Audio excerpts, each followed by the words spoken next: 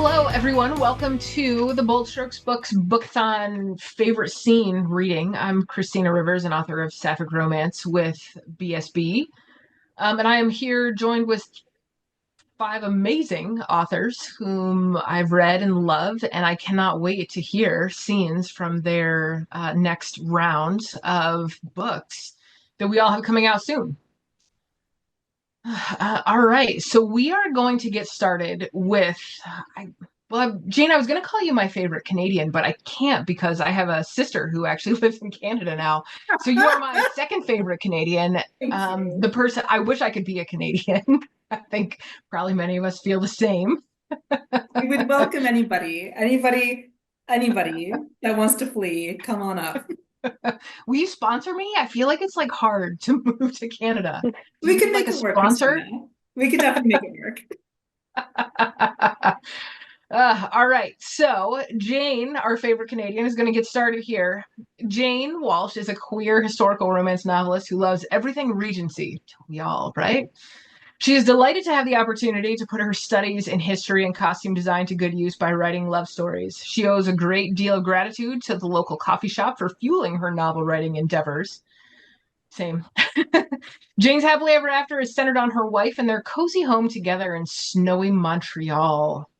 All right, Jane, the floor is yours. I think we're all going to drop off of camera so that you can be the sole focus, and we'll see you in a minute. Oh, thanks very much for the introduction, Christina. So today I'm reading from my seventh Regency romance, Seducing the Widow.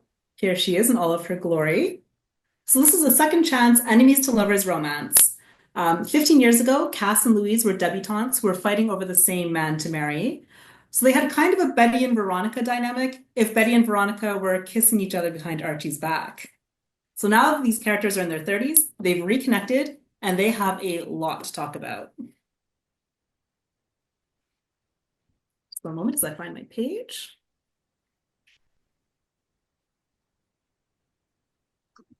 I loved you, and you did nothing but betray me.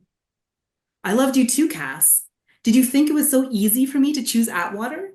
Did you never realize how much I cried? But my family was relying on me to say yes to him. So was mine, Cass shot back. But at one word from you, I would have chosen to forsake everything.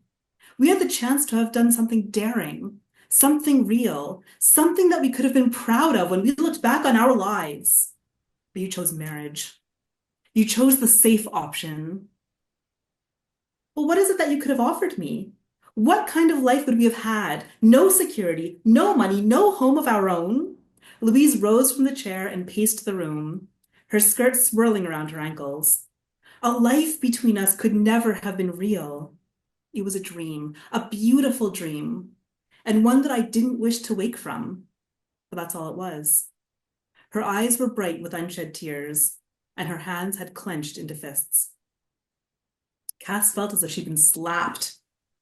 Our summer together meant nothing to you then? The nights we had together were not real? I didn't say that. But you have to understand that you were asking me to make an impossible choice. But you made plenty enough of them. You wed the one man I could have married. If you had borne any love for me at all, you would have chosen someone else and left me with Atwater. Instead, you broke my heart and stole my one chance at a husband. She raised her glass in a mocking salute. Not all of us were peerless beauties. Louise sighed as she fell back into the armchair and pressed a hand to her forehead. Do be reasonable. You could have had someone else. Atwater's land had the best sheep in the county, which would have been a priceless advantage for the Belvedere Glovers. My family had planned for us to wed for years. Though nothing official had ever been drawn up between our fathers, he was meant for me. She lifted her chin. Besides, no one else wanted me. I received no other offers. I am not to blame for that. Louise gazed at her steadily. I am not responsible for your father losing a fortune at a gaming hell. Cass jerked back. His loss is why an old family friend was the only person who could have overlooked my father's shortcomings. But you had already ensnared him by the time I found him and begged for his help. The expression on Atwater's face had been so very kind when he had told her that he had already proposed to Louise. The shock of it had sent her reeling. And the crowd of debutantes that Louise had gathered around her to celebrate the engagement had laughed and laughed at her.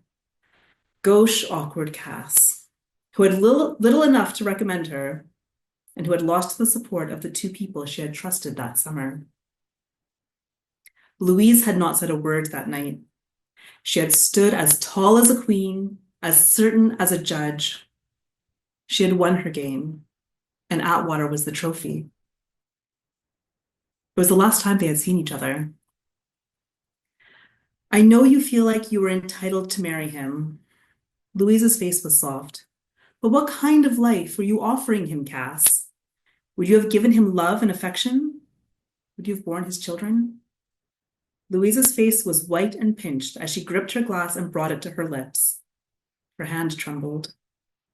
Cass remembered that Louise had never had children, and for the first time she wondered how she felt about that. Did she feel it was a loss in her life? Or a relief that there was no reminder of her late husband? Had she wanted children? She could not recall ever having discussed it in the hours that they had spent talking in the corners of ballrooms and in shadowy gardens when they should have been dancing. Maybe their conversations had not been so deep after all. Maybe she really hadn't been able to offer the world to Louise.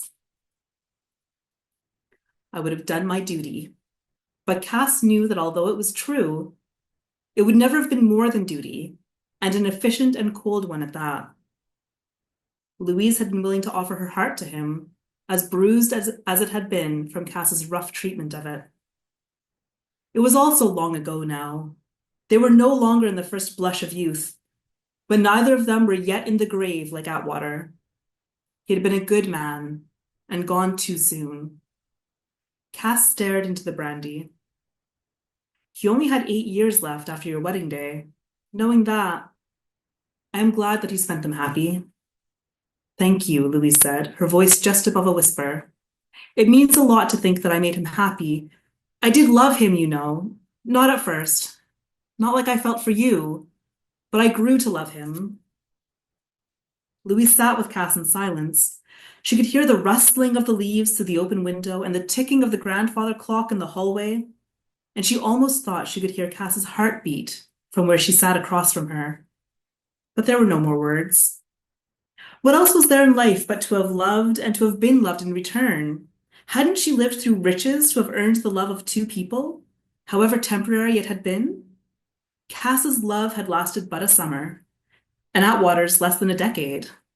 But both had enriched her life beyond measure, and she could not be anything but grateful when she thought back on those halcyon days when they had all been so young and so alive, flush with the success of the season, and experiencing a taste of adulthood for the very first time. She and Cass would always have those memories. For the first time, when Louise thought of them, she didn't ache with the weight of guilt and shame. Thank you. Oh my God, so much angst, Jane, so much angst. Thank you, because this is my angstiest book. I really tried hard to amp up the tension in this one. I think that you very much succeeded, and I'm very confident that everyone who is here in this room with us would agree. All right, so Jane, tell me, what about this book did you like, or what about this scene did you like so much? Why did it call to you that this is the scene that you wanted to read for the favorite scene panel? So I have to say, I cheated, Christina. I cheated on this one. I find it hard to choose favorites. On a date night, I find it hard to choose sushi or pizza, Pinot Grigio, Chardonnay. I can't choose. So I did what I always do in times of crisis, and I asked my wife. And she is my biggest supporter, and she's read all of my books. So I said to her, Mag, what's your favorite scene? And she immediately picked the book up, flipped through it, and went to that scene and gave such a great reading. I wish I had a recording of her doing it because my version is a pale imitation. Hers was very dramatic. It was great. Really sold me on it, even though I'm the one that wrote it. And so I asked her, well, why did you choose that one? And so she said she liked it because it's a big turning point in their relationship where it's a second chance. Like they had a youthful affair, Cass and Louise, and now they're putting that to rest. They are resolving all the issues that they had. And now they have a chance to lay the groundwork for something more mature, something richer, something deeper. And so it's a real turning point from where they were to where they're going. And so because it's her favorite, now it's my favorite.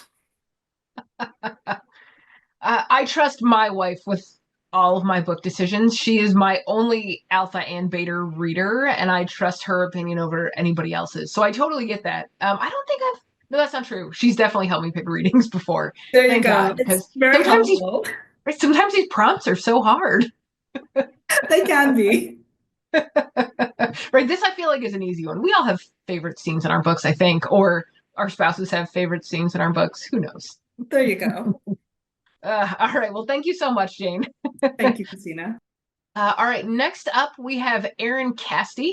Erin Casty was born and raised in Minneapolis, Minnesota, where she got in trouble in school for writing instead of doing her other work, which we can all be thankful for. She's played the violin for a crazy number of years and is a longtime member of the Memphis Symphony Orchestra. She shares her home with her wife of 30 years and adores their adult children. Away from music and writing, Erin loves road trips. Who doesn't? They're so good, and channeling her grandmother as she raises African violets and Christmas cacti. I love Christmas cacti. Her first novel, I Know About You, was published by Bold Strokes Books in 2023, and her latest, Foul Play, was released earlier this month. All right, Erin, welcome and take it away. Thank you. I am going to read from the latest. This is Foul Play, and this is completely and utterly different from Jane's book and reading as well. So, like, we're doing a 180 here. Um, this book is about Kirsten, who is an orchestral music librarian, which is kind of quirky. But after my first book came out, all of my friends said, well, aren't you going to write something about an orchestra? So I did. Um, Kirsten both has to deal with the musicians and stuff in the office. And in at this point in the book, she is dating Tanya, who is a closeted TV reporter. And in this segment of the book, Kirsten is in the office and walks in to find the women who are in the public relations department women, who she refers to by the body parts they've had enhanced, looking at the local high society magazine. Get my glasses. Friday was apparently the morning that Magnolia came out, because the coven had gathered around a copy when I went to the lounge to make my daily coffee. Just look at that dress, Boobs said. That is just stunning. Sandra Naylor's is so much better, Teeth said. She's the mayor's wife, it better be. Oh, Evelyn, your hot little councilman is taken. Buttocks set her coffee cup down and pushed in closer to get a better look. What are you talking about? Making out with that reporter. My Bobby? I'm going to marry him. Buttocks removed the magazine from Boobs's grasp. I don't see anything. Right there, Teeth said. Read it yourself. City Councilman Bobby Brooks heats up the party with Channel 7's Latanya Burnett. I stopped what I was doing. Slut bitch, Buttocks waved everyone off. You can't believe the trash they print in that anyway. It says they've been spotted together several times around town, Boobs said. Her eyebrows jumped suggestively. Teeth bit her lip. She is really pretty. Excuse me. I stepped between Boobs and Teeth and extracted the magazine. Teeth jumped as though she hadn't noticed I was there. Magnolia was normally the last thing in the world I would bother looking at, but there, in the middle of a photo spread from a Make-A-Wish fundraiser gala, were not one, but 4 shots of Tanya with Bobby Brooks. She looked remarkably genuine and was actually kissing him on the mouth in one of the pictures. Now I wished I was invisible. Trying not to react at all, I set the magazine back into the middle of the huddle, moved around them delicately, and started down the hall without getting any coffee. Oh, Kirsten, you've got to see the pictures of Vernon from the mayor's dinner, Boobs called after me. I probably should have responded, but I was around the corner by then, and I could not find words to make a coherent sentence. I closed my door gently and sat at my desk. What the actual fuck? I understood going around with men to make it look good, but this was absurd. I pulled out my phone to start a text, but typed nothing. I had nothing to say. I felt nothing either, which was good in that I didn't need to be crying in the office when someone could walk right in at any minute. I thought about locking the door just in case, but I didn't want to make people think that I was gone and have to burn a personal day. It wasn't like I needed to be with someone who held my hand and kissed me in public. I didn't need someone to flaunt our relationship or even share that we were together. I grazed through budget spreadsheets and sheet music websites and our planning program without seeing anything. I couldn't even remember what I had intended to do that day. I gave up around lunchtime. I was going to just sneak out and go home and send a few emails from my laptop over the course of the afternoon to convince people I was working. But when I opened my door, something tipped inward. It was a brown paper liquor store bag. I looked either way down the hall, but nobody stuck their head out or said anything. Boobs was talking on her phone, and Buttocks had some R&B station playing in her office. Beyond that, things were quiet and still. I bent to pick it up and retreated into the library, where I slid out a bottle of Pinot Grigio. It was called Ghost Light and had misty, ethereal blue-gray art on the label. The bag was completely plain, no logo, and there was no note. I wondered for a minute if this was some kind of messed up apology from Tanya. Sorry I got caught cheating in front of the entire city. Here's a bottle of wine to cover it. If it was her, though, it would be a strange choice. She knew I preferred red, and it would be a ridiculously half-assed response. This was definitely a situation for at least a dozen red roses and an expensive bottle of something she knew I liked. Fuck it. I locked up the library and headed toward the garage, only giving a half wave to Jeremy like I was getting lunch and I'd be right back. The door to Stephanie's office was mostly closed. I took my stupid bottle of wine and my shitty attitude straight to my car and headed home. It wasn't that weird, really. Plenty of musicians gifted me wine, especially at the holidays or after I did them a favor. I couldn't remember doing anything to deserve any sort of thanks or recognition, but I supposed it could just be random happy from somebody. I needed it, that was for sure. I was relatively calm in the car, but once I was home and had closed the front door after myself, the tears came. I couldn't believe she'd done this to me. I couldn't believe this was my life. I couldn't believe I hadn't seen it coming. I threw my keys at the middle of the floor, and Edwin scattered with a scrape of claws. I felt bad, and that just made things worse. I was lying on my sofa 20 minutes later when my phone vibrated. I'd stopped crying by then, but I really wanted to pretend I didn't exist for a little longer. I was supposed to be at work, though, so I pulled it out of my pocket and looked. I had 6 emails, but this alert had been a text. It was from a number I didn't recognize with an out-of-town area code, not that it meant anything. I regularly dealt with publishing companies, guest artists, and musicians from all over the world. Buck up, sweetie, and keep your mouth shut. You're in for a wild ride. Thank you. Ooh, wild ride. I like it. Aaron, I also appreciate that your main character likes red wine. I mean, it's a season for it, right? Here we go. Sure. Yeah. Mhm. All right, Aaron, tell me why this is your favorite scene, or at least one of your favorite scenes from this book.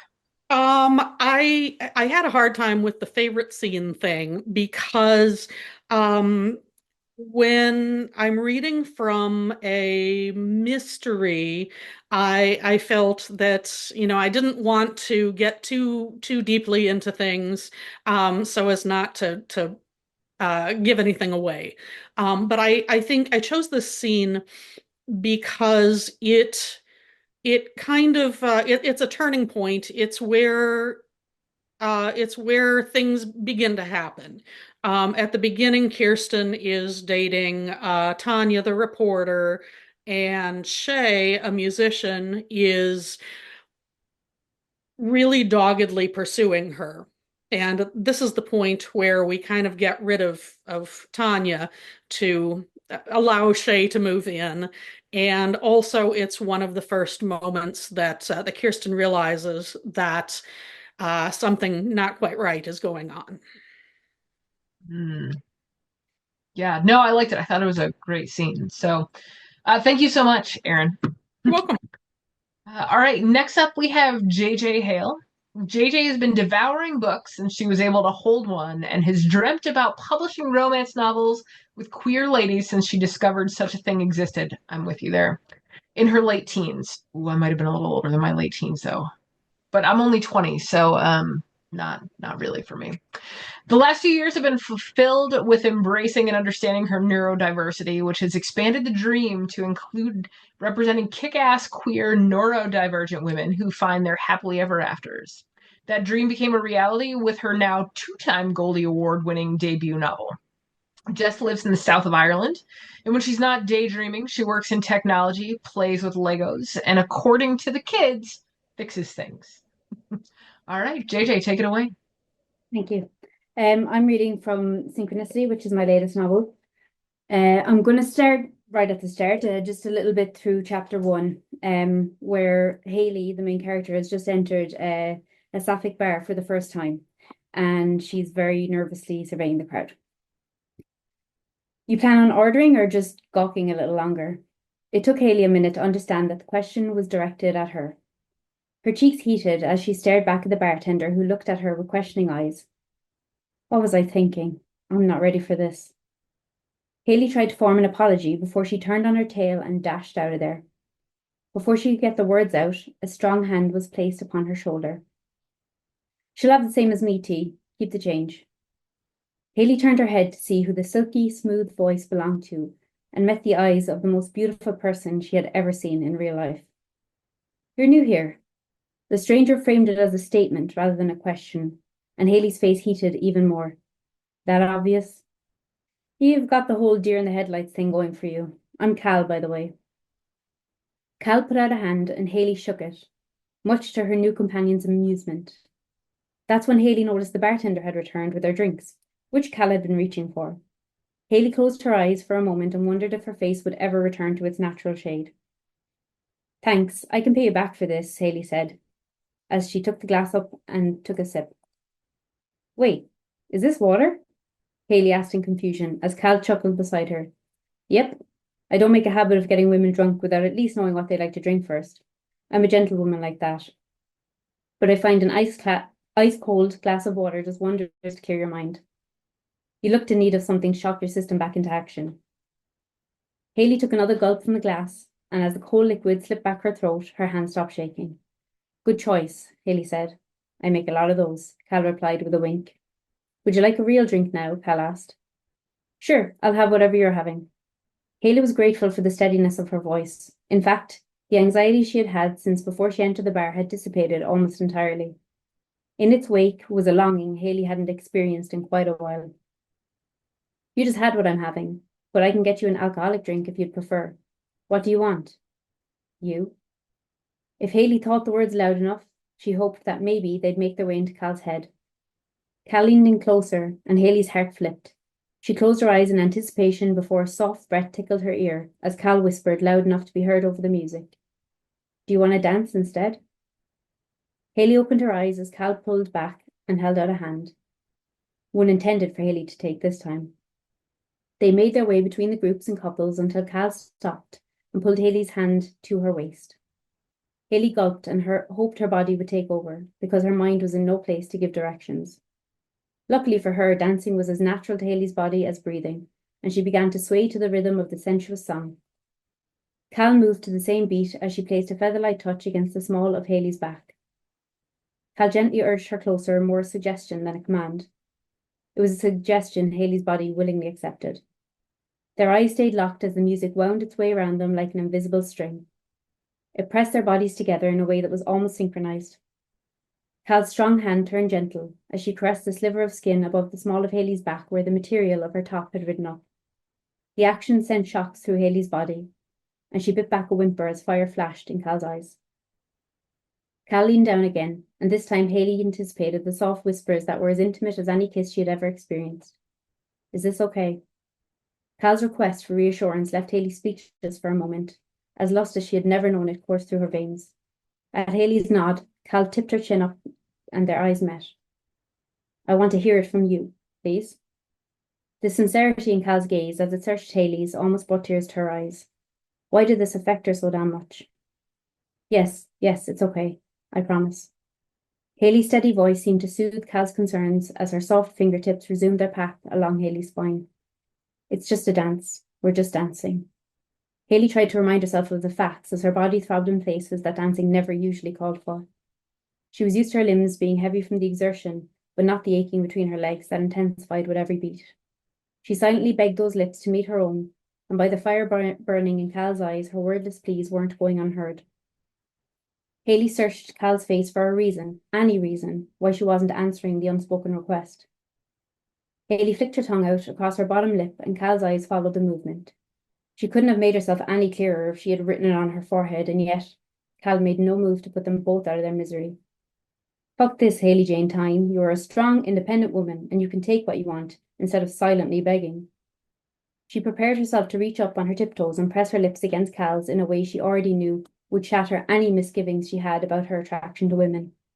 Before she had the chance, the music switched to a more upbeat pop song, and Cal slowed both of their movements.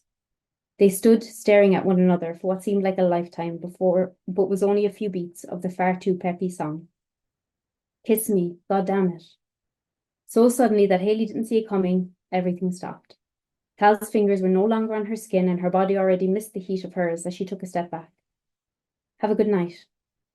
The words were spoken in a rushed, stilted voice that held no hint of the confident, smooth tone she had used until now. Cal turned and disappeared into the crowd. Haley glanced around at the people still singing and dancing as if the whole world hadn't shifted on its axis. The damn pop song blared as a loud reminder that barely a minute had passed since Haley had been sure she would end this night, finally, in the arms of a woman. Instead, she was just alone, in a sea of happy couples, wondering what the hell had just happened. Happy fucking birthday to me. Thank you. Well, this seems like BS a little bit. How's she just going to be left hanging there in the club? Come on. Or is she? Well, clearly, I know why I like this scene. But just tell me why. Why is this a scene that you picked for this reading today of favorites? So this scene was the only thing I'd written before I had any ideas about this book. Like I just sat and wrote this scene. I didn't know the characters. I didn't know where the book was going. I had no proposal. I had nothing. But just the scene in my head. And so I wrote it out, and like everything else developed from that. But I really liked the idea of, someone with her first time in this, queer club and seeing, the dynamics of women loving women openly and so, intimately and in ways that you don't experience, even if you do know, queer women, generally in ways you don't experience outside of this kind of setting. And her being terrified and nervous and just wanting that, and then the dance side of it. I loved the idea of like the intimacy of how dance can be, how it's can be just as intimate almost as anything else, as making out, as this and that, and then the being left hanging part was I thought would be a good opener. Cruel and Unusual Punishment is what I would say, but a lovely scene. Thank you so much, JJ. All right, Catherine Friend. Catherine has published 16 books, 6 of them romantic adventures with Bold Strokes Books. She's won 6 Goldies, the Alice B. Award, and a Minnesota Book Award. When she's not writing, she's reading tarot cards for herself, for others, or for her characters. I feel like I might need to get in on this, Catherine, if that's okay. She lives in a small city on the Mississippi River with her wife and 2 dogs and believes with her whole heart that time travel is possible. She took off 6 years to have a midlife crisis, but is very happy to be back with her newest Bold Strokes novel, Ghost of the Heart. Catherine, I want to hand this over to you, but I have to ask first, what kind of dogs do you have? We have 2 rescue dogs, one like a little terrier mix, and one that he's a treeing Walker Coonhound, if anybody knows what that looks like. It's a wacky mix, but they're both rescues. I love rescues. I have 2 rescues myself. So, okay, I will now let you focus on your book. Thank you so much, Catherine. Take it away. First of all, I want to say thank you to Rhapsody, who put a comment in the chat, which was really sweet. Thank you. It's good to know after 6 years, I still have a fan. So this is the book, Ghost of the Heart. And So I'm just going to set the scene for you.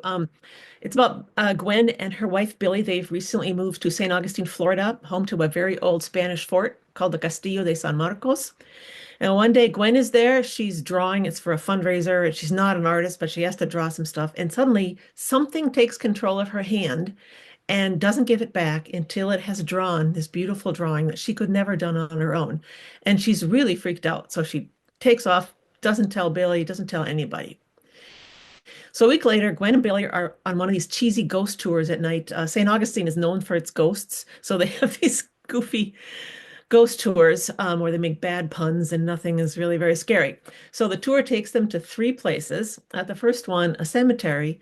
Gwen and a little girl on the tour see a man in the cemetery that nobody else can see. And the ghost is looking right at Gwen and is pointing off into the dark. They go to the second place, which is the old St. Augustine jail, which is very creepy. So Todd, the tour guide, just gets them through quickly, and the same thing happens. Gwen and the little girl see a ghostly figure nobody else can see, but the ghost is looking at Gwen and pointing off into the distance. So by now, the tour guide, the girl's parents, and everybody's kind of getting a little spooked by this. So we're going to join the tour at the third and final stop. Here we are at the military hospital. Todd announced everyone out. Gwen said nothing as they filed off the bus and stood outside the one-story building. Todd motioned for the group to gather around closer as he stood under the single streetlight. Welcome to the site of the hospital used by Spanish, British, and American military, depending on who controlled the fort. He smiled brightly. Because the museum is closed, we'll just chat for a bit outside here. As Todd babbled on about the city's history, Gwen felt the air shift around her. Something had changed. Cold air pooled at her ankles and then began moving upward. When it passed her shoulders, then her face, then the top of her head, she knew what she was supposed to do. Something wanted her to look up. Cold dread spread through her, the opposite of a hot flash, but she wasn't going to look up. Mommy, what are those things floating over us? I don't like them, said Ashley. Gwen's heart rate quickened, but she waited. Mommy, they're scary. Make them go away. Ashley, that's it. I'm done with your lying. Gwen shuddered. Damn it. To prove little Ashley wasn't lying, Gwen would have to look up. Taking a deep, wavering breath, she turned her back to the streetlight and lifted her gaze toward the stars. A small whimper escaped her lips. Floating overhead, rotating slowly, mingling and drifting apart, were limbs, legs, feet, arms, and hands performing a ghastly, ghostly ballet. And of course, all the hands were pointing in the same direction. Gwen's stomach churned. Billy leaned in. What do you see? You don't want to know. The little girl began to cry. Where are the rest of their bodies? The parents now turned to Gwen in desperation. Todd ceased his lecture and looked like he was going to be sick. What does the kid see? He asked her. Ghostly limbs, Gwen finally said. Legs, feet, arms, and hands, about 2 feet over our heads. Everyone ducked. Todd pushed his way through the group to Gwen's side. You see them? She nodded. Holy motherfucking shitstorm, Todd yelled. He bent over, hands on his knees, and moaned, I have got to find another job. I cannot take this shit anymore. He straightened and looked at Gwen. Luckily, I've never seen them, but others have. We don't mention the ghost limbs on the tour because it's so freaking scary. Todd, why is Ashley seeing body parts? Her mother asked as she cuddled the frightened child against her side. Todd rubbed his face and looked almost ghostly himself under the harsh light. Army medicine was crude and often ineffective, but the doctors did the best they could. Hundreds and hundreds of amputations were performed here. A collective moan rose up from the group. 10 years ago, when city employees dug up the street to install new sewer and water, they found thousands of small bones that formed legs, feet, arms, and hands. Everyone gasped, including Gwen and Billy. Wind hummed high up in the trees lining both sides of the dark street. Todd continued. After each amputation, the doctors tossed the limbs into piles that were eventually buried. When the city discovered that this street is a cemetery of sorts, it rerouted the sewer and paved over the bones. They'll never be disturbed again. Todd cleared his throat. I don't know about the rest of you, but I've had enough for one night. I need to drive you back to the tour office, then I'm going to quit. Gwen found the courage to look up one more time. Nothing but faint stars. Back on the trolley, Gwen turned to Billy. Your phone has a bigger screen. Could you open a map of St. Augustine? Leaning in closer to Billy's phone, Gwen found all 3 tour sites and traced the directions of the pointing hands. All 3 converged at a single point, the entrance to the old fort. Gwen, what's going on? Billy asked. Gwen heaved a deep sigh. Billy, I'm sorry I didn't tell you, but something is trying to send me a message. Something? It was time to finally say this out loud. I think, she exhaled slowly, I think there's a ghost at the fort and it wants me back.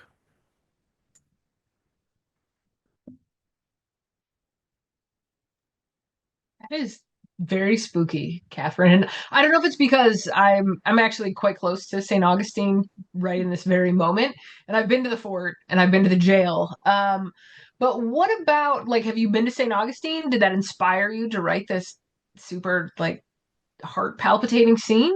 Yeah. My sister lives about 20 minutes away, and so I've been to St. Augustine a number of times. And we went on one of those goofy ghost tours, converted trolley. And um, so when I was coming up with sort of spooky things to happen to Gwen, and I realized, oh my God, all these limbs that they found in the street, that would make a really creepy, creepy scene. So that's why I read it. My favorite scene is one that, like Aaron, I don't want to give away. It's got my favorite twist of any book I've written. So this is my second favorite scene. I like it, and that's fair, right? We want you to read your favorite scene, but you can't give anything It's away. true. So, all right. Thank you so much, Catherine. And last but certainly never least, Ashley Bartlett. Ashley uses no less than 5 hair products. My God, how do you travel? We'll save that for later. Her favorite color is hot pink. She exclusively listens to music targeted to 14-year-olds. This does not surprise me in the least. And she has the face of the handsomest teenage boy you've ever seen. Also, sometimes she's a novelist. So there you have it. Ashley, take it away. That's a really weird bio. Why did you rewrite what I sent you? It's because you know what, I'm an author, and Oh, as an that author, makes I feel sense. like I have to take like some liberty in what you sent. Thank you for your honesty. All right, so I'm going to be reading from Revisiting Summer Nights. It came out last year, and um, it's about PJ Addison and Wiley Parsons, 2 actors whose careers were launched when they made a slasher flick in their 20s and fell in love in the process. It's 10 years later, and the original cast is having an impromptu get together after their assaulty director has finally been arrested. Taryn was the first to arrive. She handed me a bottle of wine, kissed my cheek, then handed me a second bottle. I was going to get flowers because flowers are pretty, and then I remembered you throwing that vase with that gorgeous bouquet and decided you don't get flowers. I rolled my eyes. You throw one tiny tantrum and one moderately sized vase, and suddenly everyone thinks you're difficult. In my defense, I had been on a press tour with my first serious girlfriend, and the press kept calling our love faded and asking invasive questions. Taryn held back a laugh. Sure, babe. Have you seen the house? I don't think you have. I didn't give her time to answer. This is it. I waved a hand behind us like I hadn't spent years searching for the perfect mid-century sideboard to really make the foyer come alive. Now come out back. When we walked outside, Taryn groaned, You've got to be kidding me. This is gorgeous. She brushed one of the low-hanging palm fronds that shaded the yard. What's the point of making movies if you can't make your own paradise? And I just thought you were vain. She fell onto the bamboo-framed sofa and stared at the sunset over LA. I set the wine she'd brought on the outdoor bar. My mother is the vain one. Child star, remember? I grabbed the picture of sangria my assistant had left for us. Karen waved her hand at me. You loved it. The doorbell rang. That'll be Jeffrey and shit. What's the husband's name again? Florian. Right. Back in a sec. She ignored me, seemingly preoccupied with her view and her drink, which was exactly what I wanted her to be preoccupied by. I opened the door. It was not Jeffrey and Florian. Wiley Parsons handed me a slender bouquet of orchids and smiled. She was wearing a baggy Hawaiian shirt with exactly 2 buttons fastened, leaving her exquisitely tanned body on display. She'd gained a few faint laugh lines, but that pretty 24-year-old had grown into a stunning 34-year-old. Hey, stranger, she said. Damn, you look good. She crossed the threshold and kissed my cheek. I brought you orchids. You know I'm required to until the end of time. Did you and Taryn plan this? I asked. No, Jeffrey invited me. Is that okay? A flash of old insecurity crossed her eyes. He said we were doing a reunion to support Taryn. No, I mean, yes, it's fine. I was talking about the flowers.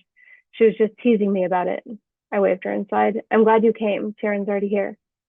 Wiley brushed her fingers down my forearm. The whisper of contact was familiar and foreign. How is she? She seems to be taking it in stride. He's an inconvenience more than anything. I pointed to the hallway that led out back. Go through there. I'm going to grab a vase. She followed my instructions but stopped halfway down. You have the Winifred Cal piece? Yes, I got it like 8 years ago. It's been sitting in storage though. I grabbed a vase and started filling it. Wiley followed me into the kitchen. You asshole. I looked up in a decent imitation of surprise. What did I do? You outbid me. I bit back a grin. I didn't know I was bidding against you. Her jaw dropped in intentional outrage. You did? My God, that makes you an ever bigger asshole. I didn't know it was you. I put the flowers in water. Okay, I suspected it was you, but I didn't know for sure.